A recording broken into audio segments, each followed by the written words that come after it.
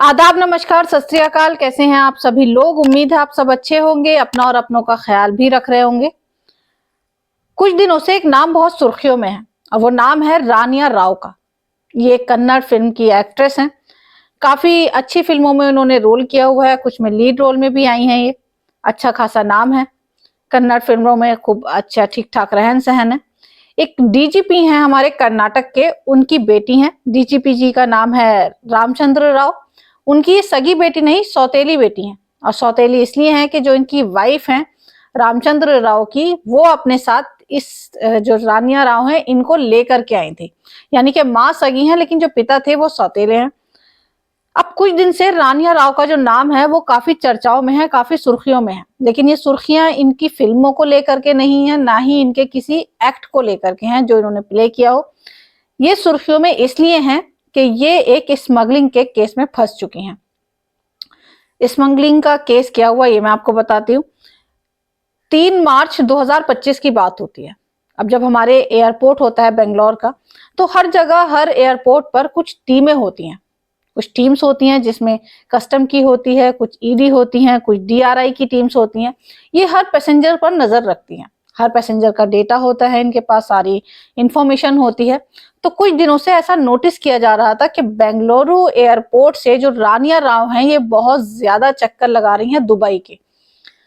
अब बड़ा नाम, क्योंकि डीजीपी की बेटी हैं वहां के, कोई हाथ भी नहीं रख सकता आसानी से। वीवीआईपी ट्रीटमेंट इनको मिलता था हमेशा, यानी एयरपोर्ट पर बेधड़क जाती थी, बेधड़क आती थी, कोई चेकिंग नहीं। कुछ जोन ऐसे होते हैं एयरपोर्ट पर, ग्रीन जोन होते हैं, कुछ नॉर्मल जोन होते हैं, कुछ वीवीआईपी हो जोन होते हैं जहां से आपको अपनी चेकिंग करानी होती है, सिक्योरिटी चेकअप होता है। लेकिन रानिया राव के साथ ऐसा कुछ था ही नहीं। एक पुलिस कांस्टेबल होता था हमेशा, अपने फादर की जो डीजीपी साहब थे उनकी गाड़ी में आती थी। और जब सब लोग देखते थे तो कभी इनकी तलाशी नहीं हुई, कभी चेकिंग नहीं हुई। अब 3 मार्च को जो हमारी टीम होती है डीआरआई की, उन्होंने तय किया कि इस बार जब रानिया राव बेंगलुरु से दुबई जाएंगी तब हम उस टाइम तो इनसे कुछ नहीं कहेंगे, कोई चेकिंग नहीं करेंगे, लेकिन जब ये वापस आएंगी दुबई से तब इनकी तलाशी एक बार जरूर लेंगे। क्योंकि पिछले 15 दिन में ये 4 बार दुबई आ जा चुकी थी। और उसके बाद जब पिछला रिकॉर्ड देखा गया लास्ट मंथ का, तो पता चला कि पूरे महीने में 27 बार इनको दुबई से आते जाते ये गई हैं। अब ना तो वहां कोई इनका बिजनेस है, ना कोई रिलेटिव है, ना कोई दोस्त है। तो अब सबसे बड़ा सवाल यही था कि भाई इतने चक्कर कैसे, महीने में कोई 27 बार कैसे जा सकता है दुबई। तो पूरी शक की सुई रानिया राव के ऊपर थी। अब जो हमारी डीआरआई होती है, यानी कि डायरेक्टर ऑफ रेवेन्यू इंटेलिजेंस जो टीम होती है, तो वो इनको पकड़ लेती है जब ये दुबई से वापस आ रही थी 3 मार्च को।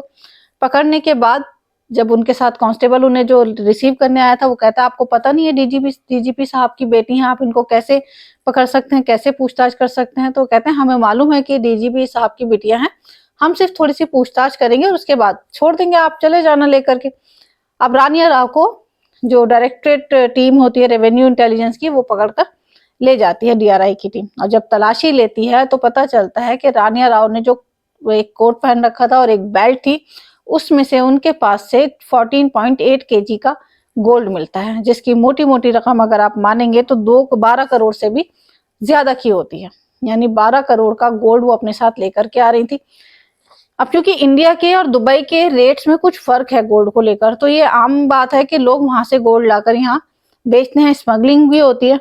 अब जब रानिया राव पकड़ी जाती हैं तो उन्हें घर भी लेकर जाया जाता है बेंगलुरु में। रानिया राव बेंगलुरु में अपने हस्बैंड के साथ रहती थी, आर्किटेक्ट इनका हस्बैंड, ठीक ठाक जिंदगी, अच्छा खाना पीना, अच्छा रहन सहन। अब जब घर जाती है डीआरआई की टीम इनको लेकर के, वहां से भी इनके पास में लगभग 2 सवा 2 करोड़ की ज्वेलरी, 2.5 करोड़ से ज्यादा का कैश बरामद होता है। तो अब 12 करोड़ तो एयरपोर्ट पर, लगभग 5 करोड़ घर से, तो टोटल 17 करोड़ रुपए कुछ ही देर में डीआरआई की जो टीम होती है वो निकाल लेती है।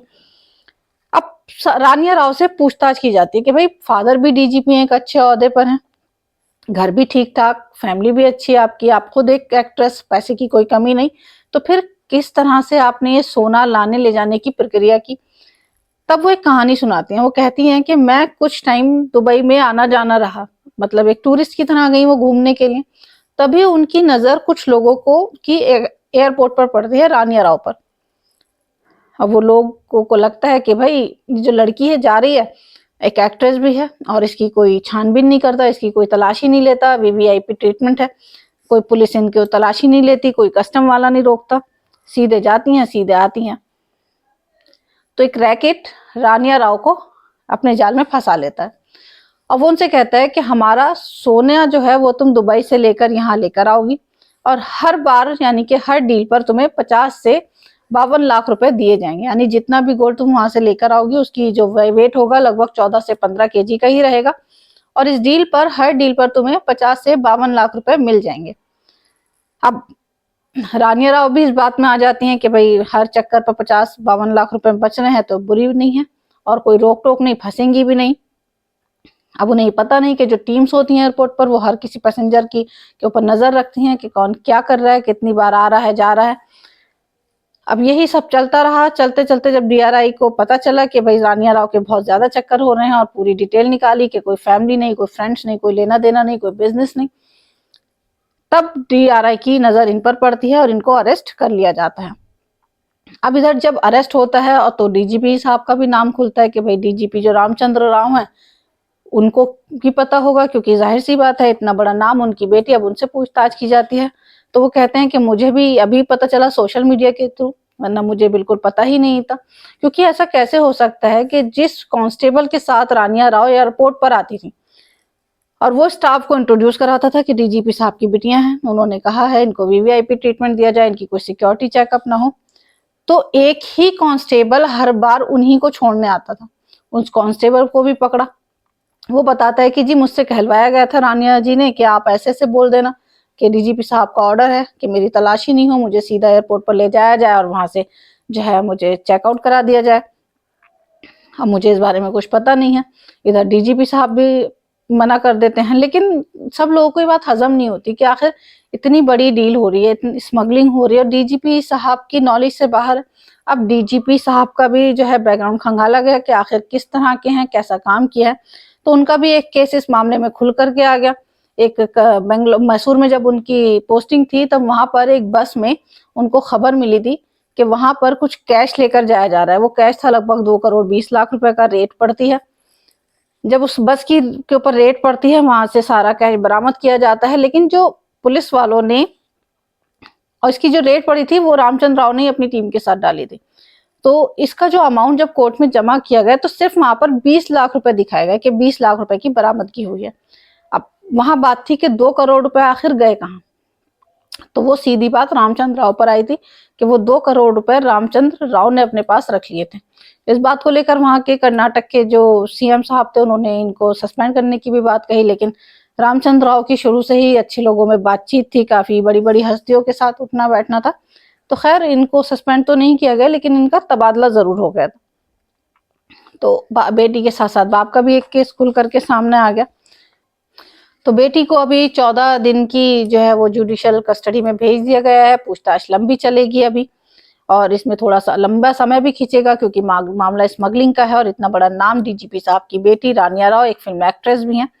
तो ये थी एक ऐसी एक्ट्रेस की कहानी और उसका ये सच जिसके पीछे उसने अपने जो डीजीपी यानी के फादर थे उनका रुतबा या उनका ओहदा कहिए या उनका रौब, इन सब चीजों में इस क्राइम में उसने इनका यूज किया, क्योंकि इस नाम के चलते ही वो एयरपोर्ट पर बिंदास जाती थी और बिंदास आती थी। तो अगर आपको ये कहानी अच्छी लगी हो तो आप अपने चैनल सायमा के सफर को सब्सक्राइब जरूर करें, कमेंट करें, शेयर करें और लाइक करना बिल्कुल भी ना भूलें। कल फिर आपसे एक नई कहानी के साथ मुलाकात होगी, तब तक के लिए गुड नाइट।